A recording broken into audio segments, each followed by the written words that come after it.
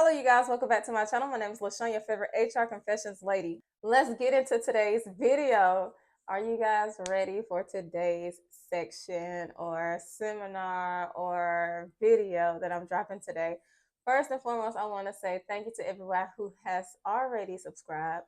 And thank you to the ones that will be subscribing and hopefully subscribe to my channel. I do apologize for the many breaks that I've been taking, but your girl has been focused on finding her opportunity. Again, yes, your girl is still out here in this job market.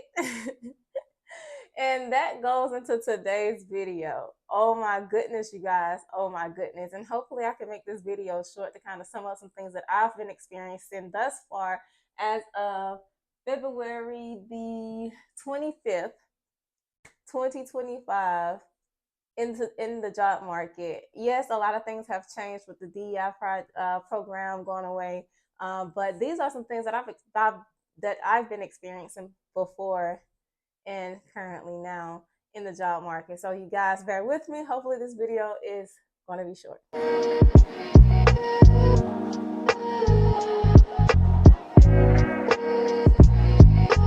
So as of today, because I went through and I did some research on my own self.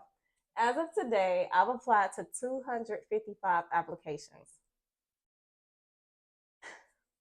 It's been about 9 weeks in today's in this year, right? I think we're at 9 weeks or something like that, maybe 8 weeks in this year. And in this year alone, already as of February the 25th, 2025, your girl has applied to 255 applications.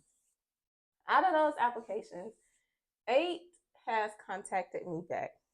Out of those 8 companies that have contacted me back, I've had 6 interviews. Now let me break it down to you guys, because this is crazy, right? This is crazy work. Let me bring my computer here. So out of those 8 companies that contacted me back, I only completed 6 interviews. Out of those 6 interviews, and it's crazy that 8 companies has reached back out to me, but only 6 interviews was conducted. You can only imagine what happened to those other 2 companies. They reached out about my availability.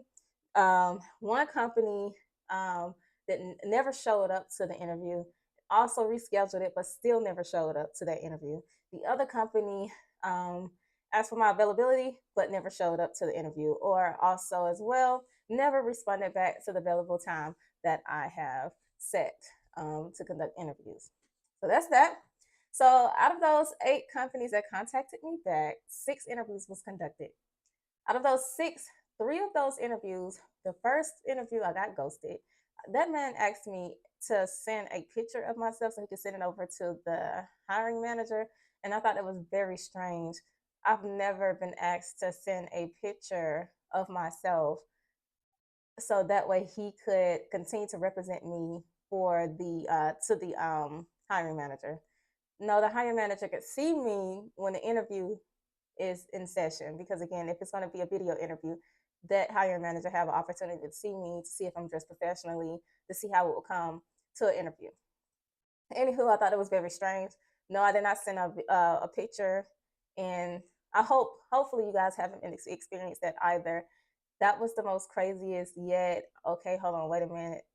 This got to be fake type of vibe that I received. So with that interview, let's talk about that one. Sorry that I looked down. I had to make sure my mic was still recording. But let's talk about that one. With that company, it was a third party that was hiring for their client. Let me stop saying It was a third party hiring for their client. That client, that third party kept pushing the time back. And I was like, why do you keep pushing this time back? My kid gonna be here. I'm mostly available between 10 a.m. to 3 p.m. So that way I don't have to worry about who's gonna pick up my daughter from daycare. And things like that. Some, of course, I'm setting time within my schedule so that way I have the appropriate time, the quietness, all that good stuff to get the interviews done. So we end up pushing the interview back to 7. Why did I not know that was a red flag? I didn't think it was a red flag at that moment, but I was just like, you know what? No, let me go ahead and complete this interview, because again, your girl's looking for a job. So at this point, I'm going to interview, right?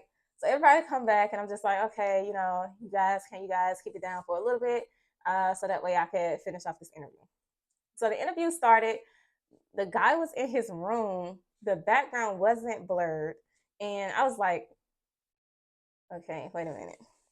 Then he had questions printed off, and that was not memorized whatsoever. They were, in fact, just printed off questions like you would get from the internet. And me being in human resources, I know what type of questions are asked. Or what questions will be asked in an interview process, especially for HR position, because I've been through so many. So thought it was very strange that happened. But I was just like, you know what? No, I'm gonna keep going. You know, I'm gonna answer these questions. So again, your girl is in this job market, right? Your girl's in this job market. She needs this job, so she's gonna continue with these questions. After the interview happened, he said, "Thank you so much for taking the time to interview.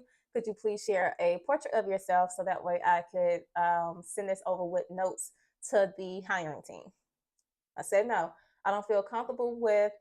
Well, first I started off with, "Thank you so much for your time and your consideration. Unfortunately, I do not feel comfortable sending a portrait of myself. In fact, the hiring manager, if interested, will see me on a Zoom or Teams or Google Meets, depending on how you guys conduct your interviews, your virtual interviews." And so then I hear back from that person. Okay, cool, because I was already feeling like, hold on. The second one, you guys, it was a recruiter working for a company, and I interviewed, and she had already mentioned that, hey, you've been out of work for a year, and they most likely might be looking for someone that is currently in the field. So in my mind, I'm like, why even reach out to me if you know this? But I was just like, you would know, I'm going to continue with this interview because again, I have a very strong resume, and I have the knowledge, and I'm able to pretty much speak through my experience. So I'm going to continue with this interview. She mentioned that I had a very strong interview. She really liked the way I interviewed, my professionalism, all that good stuff, and my knowledge and my skills that I could bring to that company's team. However, that was just one hiccup. So I already kind of knew with reservations. She already put those reservations slash hesitations in my head. But then I was just like, you know what? If it's meant for me, this company will reach back out. A week go by, I end up reaching out to her. I'm like, hey, what happened to the interview? No, what happened with the company? It's been over a week, and I just wanted to kind of, catch up and see if you heard anything. So she's like, "Oh yeah, I've already heard from the client." What do you mean? Sorry. In my mind, I stepped back. I said, "What do you mean by already?" But professionally, I reached out and I said, when she said she already heard back, in my mind, I take a step back and I'm like, "Dang, you didn't take the time to reach out to me. This is your job. This is what you're supposed to do. This is to reach out to your potential candidates for these clients to let them know the next phases if they were selected, if they weren't selected. But you didn't take the time to reach out to me to let me know anything. But once you told me to, but because they wanted someone recent in the field, in my mind, I'm like, okay, that's fine.